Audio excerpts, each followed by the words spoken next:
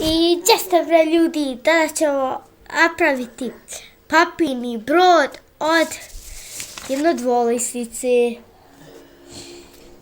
Sad ćete vidjeti kako se pravi moj omiljeni papirni brod. I krenemo. Prvo, savijete ovako.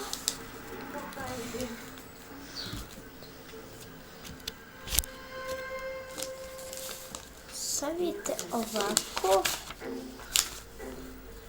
Te. Onda.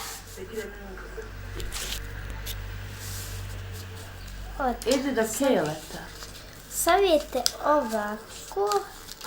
Još jednu. Ovo se vidi ovo. I još jednu na drugu stranu.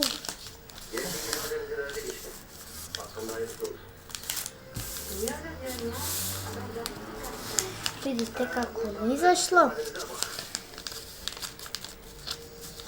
I onda presavijete.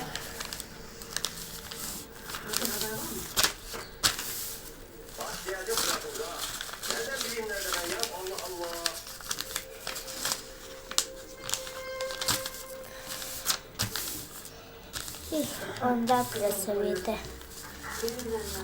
Uzmite avion. Krila da ima.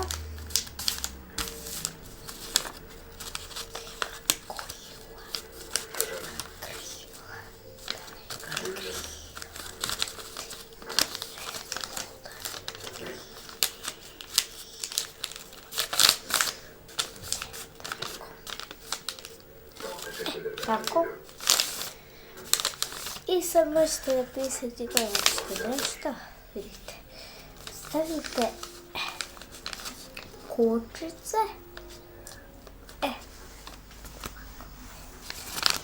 I ljudi moji, napravili smo papirni avion. Gledajte sad kako leti.